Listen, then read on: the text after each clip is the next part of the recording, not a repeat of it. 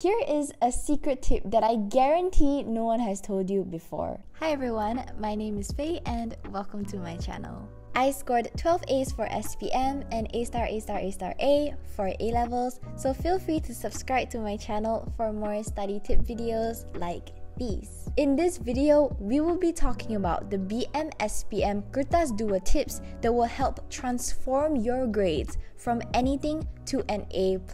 Feel free to skip to the parts that you're interested in. We will talk about all the possible types of kesalahan imbuhan dan ejaan that will come out, how to prepare for soalan 3, which is the nightmare for most students, how to easily memorize everything in KOMSAS, what to prepare for novel, how to use the same points for persoalan, pengajaran, and nilai, thus cutting down your workload by 3 times, how to prepare for novel, how to predict what will come out for your exam, how to make efficient notes, and how to find isi tersurat for RUMUSAN in under 2 minutes. In my last video, I told you tips on how to score A+ for karangan, so check that out if you haven't already. For kesalahan ejaan, there are 4 main types. First, huruf, where a word is supposed to be capital letter or small letter. Second, cerai or kahwin, where the word is supposed to be separated or joined. Third, kata ganda. If it's a number followed by a word and vice versa, you put a dash in between. When it comes to NT and pro, if it's kata nama khas, you put a dash. If it's kata nama am, you join them together. When it comes to God, you put a dash between the words. And fourth, you use a single K when the word has a P and K imbuhan. It will only have 1 K at the back because there is no such thing as a P kan imbuhan apitan. And for bunyi, it basically just means that the word sounds wrong when you pronounce it. So that's it for kesalahan ejaan. Now let's go on to kesalahan imbuhan.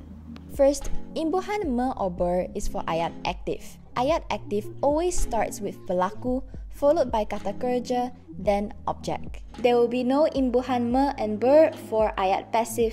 Ayat passive starts with object, then kata kerja and pelaku. If the sentence has kata ganti nama diri pertama dan kedua, then the kata kerja has no imbuhan. However, if the ayat has kata ganti nama diri ketiga, then that's when you use di and oleh.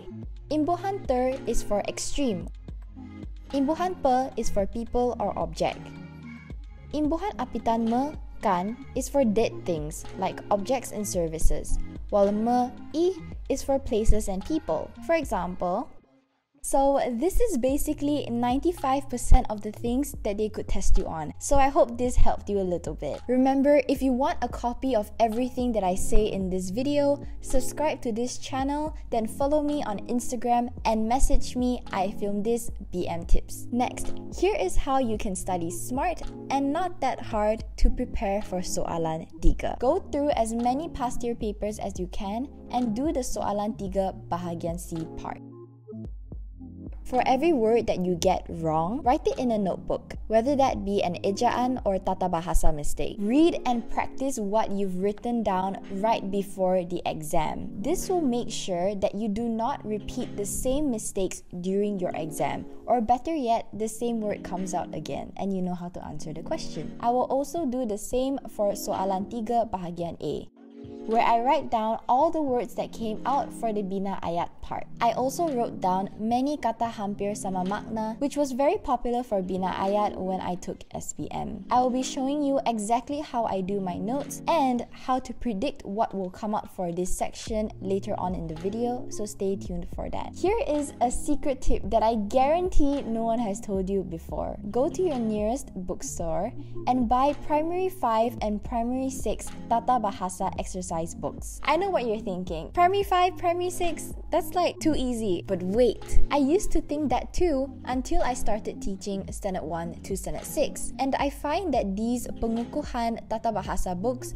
are so good to use to strengthen your basics. Even I learned so many things by using these books to teach, like the purpose of each imbuhan, step by step on how to properly construct different types of sentences or ayat, and so much more. So please, do yourself a favor, don't be embarrassed, and go and buy a few of these tatabahasa books. I wish that I had done this when I was taking SPM. Next, for a novel, this is how you can have the most accurate and detailed novel essay, and also how you can memorize everything easily. I actually have a separate video where I talked about how to memorize anything easily and fast, so feel free to check that out after you're done watching this. Look through your KOMSAS reference books and try to find points that both novels have in common. Here is what I mean. Here is an example using novel Lieutenant Adnan and Tirani. For both watak utama, they are similar in the sense where they are both penyayang,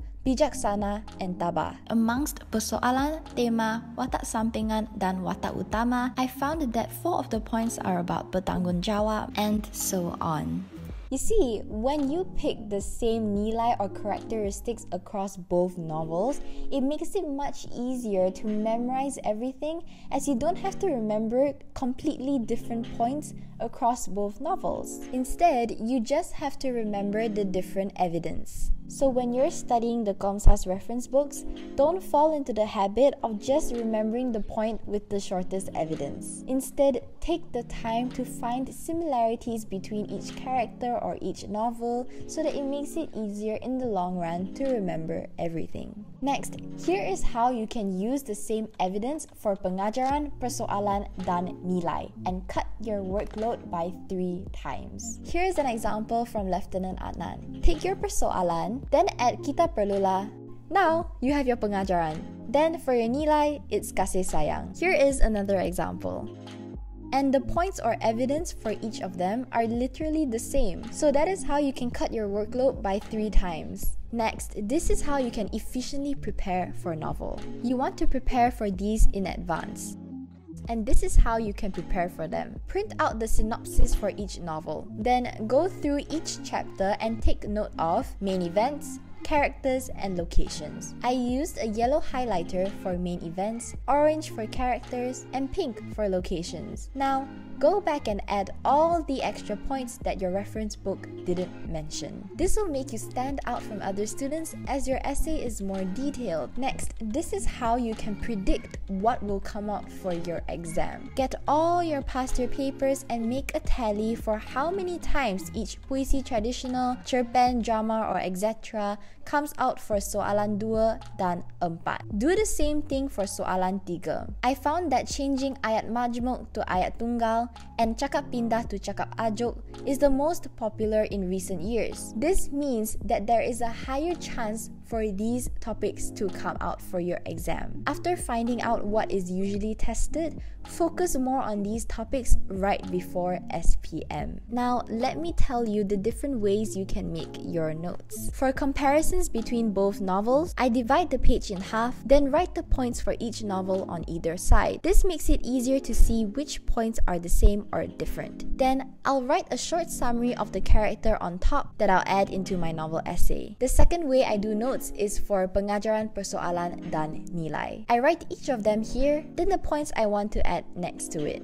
The last method is actually what my friend did, so shout out to Cynthia. She did a simple mind map of everything you need to remember on one page. This is good for more visual people and for last minute revision on exam day. Next, let's talk about how you can find all the isi tersurat for RUMUSAN in under 2 minutes. You have 3 steps. First, look for the first sentence of each paragraph. Second, look for any penanda wacana like these.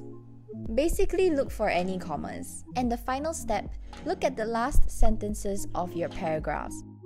By doing this, you should be able to find all your isi tersurat, but if not, sadly, you still have to skim through the entire text. So we've come to the end of the video. Be sure to subscribe to this channel for more study tip videos and follow me on Instagram, then DM me, I filmed this BM tips, to get a copy of everything that I talked about in this video. Feel free to let me know more video suggestions. I love hearing from you guys. It just means so much to me.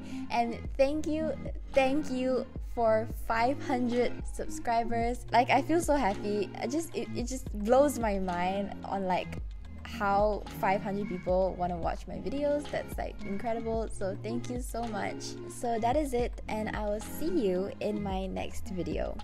Bye bye.